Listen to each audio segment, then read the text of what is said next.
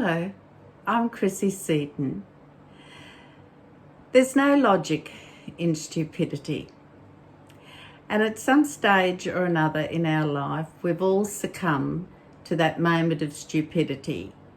And as we would know, it doesn't usually end well. The results can sometimes be minor through to quite devastating. We may take a risky climb up a tree, fall, break our arm. It could be an alcoholic who decides he'll take that one drink because he can do it or she can do it, and it results in devastation.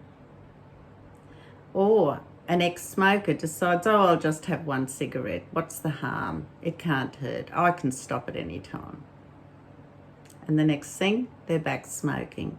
So there are varying degrees of when we have these moments of stupidity, where we let all logic just disappear from the scene. This what the heck, what's the harm, is not a good attitude to have. And what makes that happen? Why do we have those lapses of sanity, so to speak, or take risks that we shouldn't do, expose ourselves to things that we shouldn't? Well, it's called the evil inclination. We all have it. It's there. It's inbuilt. The Hebrew word for it is Yetzirah. And that evil inclination, or that Yetzirah, is sitting there on your shoulder, whispering in your ear, and it eventually convinces us or removes our focus away from the divine and switches the focus to things of this world. And the temptations that go with it, there's a sense of ego, an attitude of arrogance. I can do this, it's not going to affect me. I'll be fine. Nothing to worry about. So what's happening is the Yetzirah is luring you, and you're lured by things such as situations, places, people, opportunities. Oh, too good an opportunity to miss, I've got to do this. But there might be something a bit dodgy going on. And the list goes on.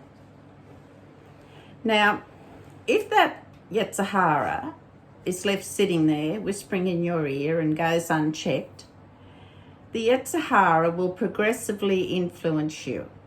And eventually, it actually rules over our lives in such a way that logic, reason, and our very common sense no longer prevails in decisions we're making or actions we're taking. And that continues on in our day-to-day life, living, and suddenly each day becomes about me. It's about me. So the important thing to realise is that we have to take control. We can't be fooled by the Yetzirah, because it's appealing to our ego. That's what it's doing. It's patting up our ego. And there is absolutely no benefit or spiritual gain in exposure or self-testing. Just this once won't hurt. I'll never do it again. All that is doing is just leading you further and further down that path to answer to the will of the Yetzirah. It becomes easier. You don't even think twice about it anymore. And this sort of reckless and cocky behaviour, it destroys our ethics, it destroys our principles, destroys our standards, and most of all, it destroys our relationship with Hashem, our Divine Father. So how do we deal with the Yetzirah? How do we subjugate it and clamp down on it? Well, first of all, we have to understand or to know how it manifests in your life, and that'll be different for every person. So you need to know what its tricks are, its triggers, and certainly its traps. That's getting to know how it manifests in your life. I call those things the 3 T's. And then the first thing is that once you're conscious of it, I'm not going to expose myself to that no matter what. I've got to understand that that's not the divine will for me. I'm not doing what I should be doing. And you put that distance between yourself and the traps, and then you focus and concentrate on the divine. That is, you focus on Hashem's encompassing presence in your life, and that's 24/7. It never stops. And Hashem's divine purpose for your existence is what your energy and attention needs to be focused on. Hashem just didn't decide to create you and think, oh, I'll find out what to do with it later, I'll think of something. No, from the moment you were conceived, your purpose and role for the divine was already sealed. And that's what we're here to do. So that purpose of our existence, we must hold paramount in our mind. And at the same time, we've got to tell the Yetzer Hara to go away. It's not going to influence your life. So how do we do that?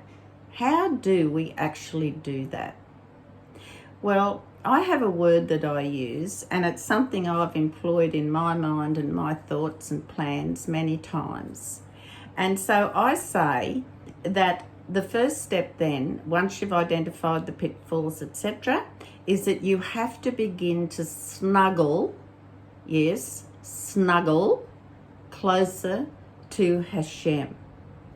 Now, when you snuggle closer, that snuggling closer to Hashem is automatically you're recoiling the evil inclination, the Yetzer Hara. You're recoiling from it. You're putting distance between you and it, and you are drawing closer and snuggling tighter to Hashem.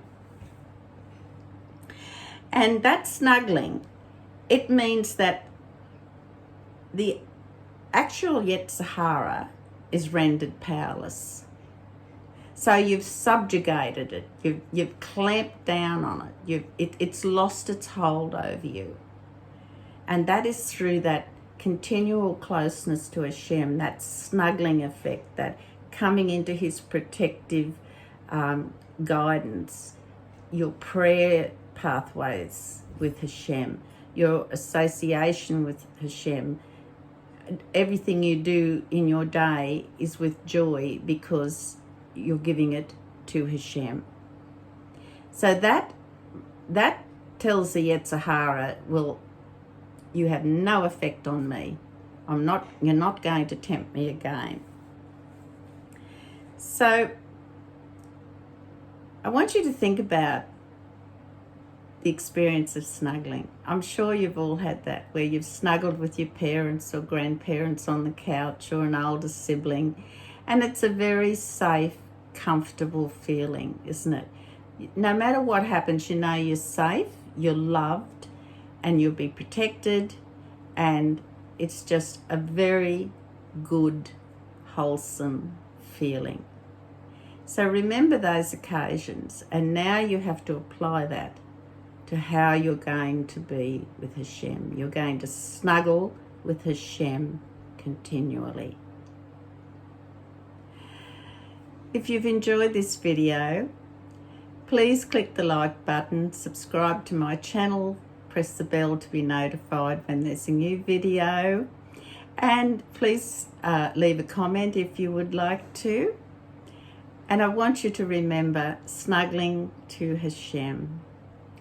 That is the answer to everything. Please take care and God bless.